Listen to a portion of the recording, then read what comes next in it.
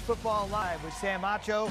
I'm Zubin Mehenti. Let's get it going because this week you knew there'd be a bunch of quarterback decisions made, and there's been one made in South Bend. And that is, to be expected, C.J. Carr is going to be rolling out there when Notre Dame opens their season on Sunday, August 31st at Miami. He had been in a neck-and-neck battle with Kenny Minchey for the starting job.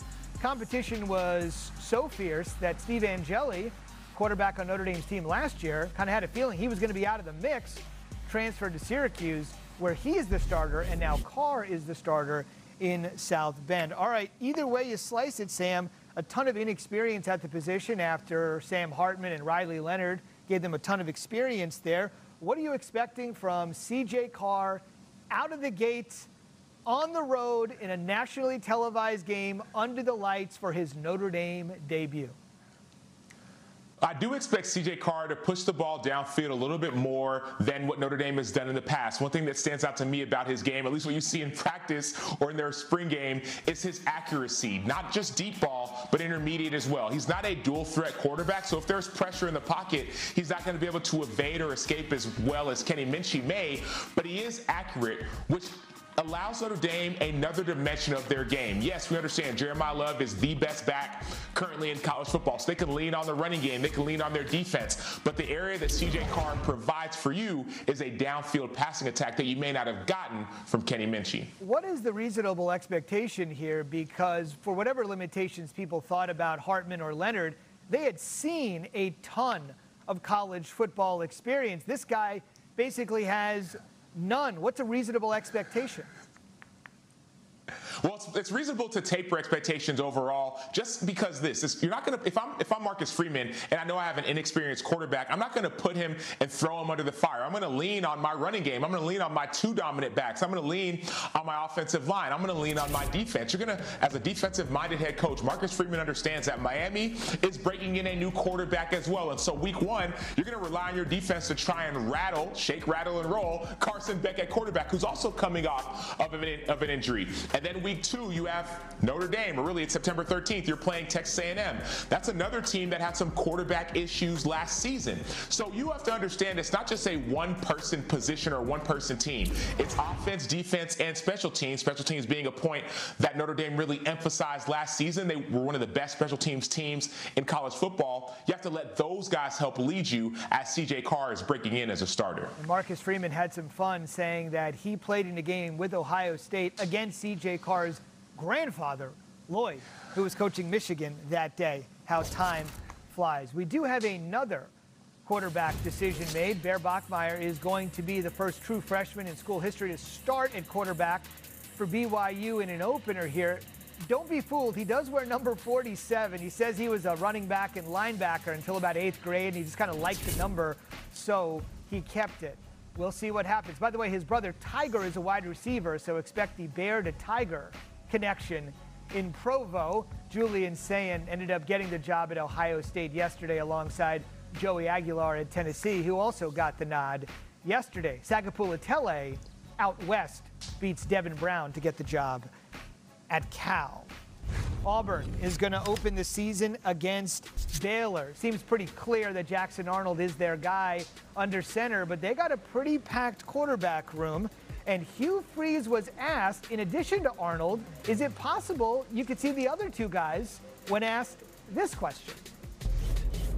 Could we see all three quarterbacks Friday night in Baylor? Yeah, okay. Yeah. There's strengths, and you put on Ashton's film from Stanford, and I mean, this guy ran away from some really good teams like Clemson and Notre Dame. He's got an extra gear. Deuce right now, as far as he can make any throw on the field, and he has a poise about him for a freshman that's unique. That was hardly the only thing that Hugh Freeze said. He also indicated he has a very potent coaching staff that likes drawing up plays, and he likes doling out when they can. Listen to this. Derek Nix is the offensive coordinator, and he does all the planning, scripting, in charge of the game plan. But man, there's no staff that is not a collaboration on the plan. And offensively or defensively, reserve the right to say on the call sheet, nah, I don't really like that one right here. But he does a great job for us. Kent kind of leads the third down plan. But other than that, Nix kind of leads the charge. And we welcome Roddy into the program. Great to have you, Roddy. And Sam, I want to go to you first here on this situation. There's an old saying, if you have two quarterbacks, you have none. What he's saying is, I got three and I got three, apparently. What do you make of his comments here, especially in regards to the opener? Yeah, when you have two quarterbacks, you have none. If you have three, you probably got negative. If you have three different quarterbacks that may not only start throughout the season, but may get reps in one game, it doesn't inspire a lot of confidence if I'm a player on that team for the Auburn Tigers. Why do I say that? I got a chance to call one of Auburn's games last season. I think it was the game right after Peyton Thorne threw 4 interceptions. And you would think that a coach would say, a coach who in a lot of ways has seen himself as a quarterback whisperer, would try to inspire some confidence in either his quarterback or his backup. But it didn't seem that way. You listen to the media, it was as if he threw his quarterback under the bus. And then the 5-star phenom freshman, Hank Brown, got a chance to go into the game. You thought he was going to be the guy. Then Hank Brown made some bad throws. Then all of a sudden, he was thrown under the bus. So I don't have a lot of confidence in Hugh Freeze when I listen to him talk about whether it's Ashton Daniels or one of 2 or 3 different quarterbacks playing in the first game versus Baylor. To me, it's not a good situation at all for Auburn. Sam, the alarm bells are going off for anybody that's been listening to what Hugh Freeze has been saying in the offseason. First, it was the comments about him sort of taking things easy, telling DJ Durkin to make sure that Jackson Arnold has success. Then it's been this conversation of all 3 quarterbacks can play. They went out and got Jackson Arnold, and that was supposed to cure the quarterback issues that they had a year ago. Now he's saying he's going to play 3 guys. And look, I understand if you want to play Ashton Daniels because he's got a completely different skill set. He is very fast, and he did have a couple of nice games, especially against Clemson on the road in Clemson. He had some nice runs. He's a different look than Jackson Arnold. But when you talk about playing Deuce Knight as well with Jackson Arnold, I don't know how not only the team, but how Jackson Arnold could be very confident going into the season. And if they don't get this thing right, it's a really talented roster, but they could be sitting there at 5-7 once again. They don't get the quarterback right. Yeah, especially when you're playing a Baylor team that's returning quarterback Sawyer Robertson, who that team, not only did they inspire confidence towards the end of the season, I believe it was 5 or 6 straight wins to end the season, but also they have quarterback continuity. I didn't play quarterback, but I played outside linebacker. If I play quarterback for a team and I know that there's 2 other guys that are right next to me that if I make a mistake, they could go in the game. My coach is saying publicly that he doesn't know who's going to play in the game and all 3 could play. It does not only inspire confidence for a quarterback, but it also adds a room for doubt. So for me, I think it's a bad decision to be able to say that not only is there a quarterback competition, but that in week 1, that's in a few days from now, you could have 3 different quarterbacks playing. It's bad for the psyche of the QBs. It's really a huge game, too, for Baylor. That's another subject for another day. But considering the way they finished last year, they could have some strong momentum with the week 1 win. Speaking of strong momentum, the ACC has the opportunity to get out to an absolutely torrid start. Take a look at some of these non-conference opponents that they have in week 1 with an opportunity to really prove that this is just much more than the Big Ten and the SEC. But, Roddy, I want to begin with you. At the end of the day, if all anybody cares about anymore is the playoff, and that's what I continue to hear from fans everywhere, this is a great opportunity for the ACC to have a bit of an image rehab. Sure, they got 2 teams in, but they didn't really do much when they got there. No, they did not, and that's the lasting image that everyone is left with. Clemson on the road going down against Sam Acho's Texas team, and then SMU going on the road and really having catastrophic mistakes against Penn State. If you look on a play-in, play-out basis, they actually kind of held their own, and for much of the first half, were driving the ball down the field on that Penn State defense. But it was the catastrophic picks from Kevin Jennings that really doomed them, and that interception was in the red zone. You had a pick 6 that happened in the first half as well. And then there was another one he was scrambling. Cade Klubnik actually played pretty well, but it was that Clemson defense that really let them down on the road at Texas. So if you're the ACC, to get that out of here, to get that reputation and that narrative out of here, you got to win some of these games. And I don't think anybody expects the ACC to win all of them, but I think if you're below 500, and that graphic that we showed didn't even have Virginia Tech, South Carolina, I think if the ACC is under 500, it's going to be tough to get rid of that uphill narrative for the rest of the season. Yeah, and I agree with you. I think, number one, I think the ACC does have a great opportunity early in the season to put their best foot forward. Think about a team like Syracuse playing the SEC, where everyone says that it just means more. Well, Syracuse is changing quarterbacks, as is Tennessee, and I believe that Syracuse has the edge, even at quarterback, in that opportunity. So I think that early in the season, the ACC may shine a little bit more than other conferences. The interesting thing about that Syracuse-Tennessee game is both of those teams have a lot of questions at the quarterback position. Joey Aguilar starting for Tennessee. Can he cure the turnovers? And then Steve Angeli, sort of the hero of the Orange Bowl last year with that drive right before halftime for Notre Dame to get a field goal against Penn State, takes over for Syracuse. Syracuse threw the ball more than any team in the country a year ago. Kyle McCord led the country in pass attempts. Will the offense be the same? Will they put that much on Steve Angeli's plate? I'll be really interested to see against a Tennessee team that may have offensive questions, but defensively, they're going to be really good. Yeah, but you think about offense, defense, who leads the charge? It's the head coach. It's Fran Brown. Fran Brown led the Syracuse team to a 10-win season, which was outstanding. What did he do that with? He did that with a transfer quarterback in Kyle McCord that a lot of people weren't excited about. Now you have a transfer quarterback in Steve Angeli, who has experience last year in the playoff in Notre Dame, had a chance to lead his team when quarterback Riley Leonard got injured. There's experience there. 10 touchdowns, 1 interception. On the other side, Tennessee has a new quarterback in Joey Aguilar, who led college football in interceptions. 14 picks last season. So there's definitely a lot to be desired when you're Tennessee, and I think there's a huge opportunity for Fran Brown, Steve Angeli, and the Syracuse Orange. And one of those teams in the ACC that's going to have that opportunity is Clemson. They'll be taking on LSU. And on the way here on College Football Live, Brian Kelly has weighed in on just what he's been most impressed by. Hint, it's what everybody's been most impressed by. We'll hear from Coach next as the CSC gets off the ground.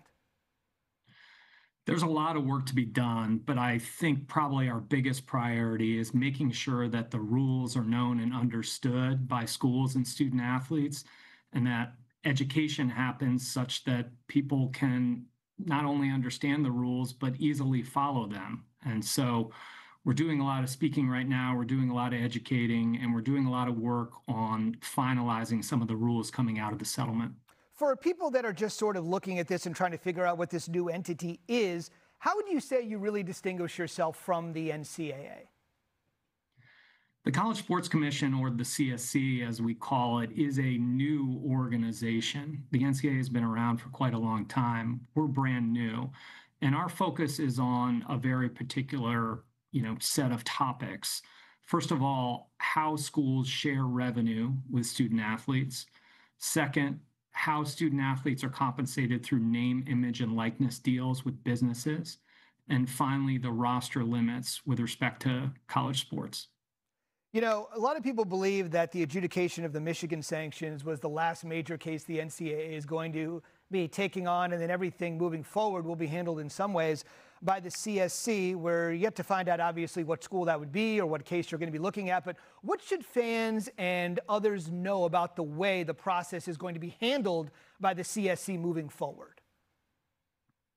So the CSC, again, is focused on student-athlete compensation, so not on playing rules or sports betting or other things the NCAA will handle. But there is a unique mechanism that the CSC is going to utilize, and that is to have neutral arbitration. So CSC decisions can be appealed by student-athletes or schools to neutral arbitrators, and those arbitrators will have the final word on whether the action that the CSC took was appropriate. And that's a system that we welcome. We welcome the accountability in having neutral arbitration. Very interesting. We'll be keeping an eye on it as we move forward. I can just say this. Anybody that follows college sports right now, particularly football, knows that the Power Four commissioners can't agree seemingly on anything, except the fact that the CSC needs to be formed and Brian Seeley should run it. So we're off to a good start. Thanks for the info and the primer today, and we'll be talking down the road. Thanks, Brian. Thanks so much, Zubin. This is a beautiful time in a wonderful town. We have real football happening for the first time in months. It's Farmageddon. It's the Aer Lingus Football Classic on Week 0 in Dublin. And here we are, creeping closer to Iowa State and Kansas State, a continuation of one of the longest continuous rivalries in all of college football. Week 0, not exactly a new entity. We've had some really interesting games over the years to whet the appetite, including back in 1999 when Texas took on NC State.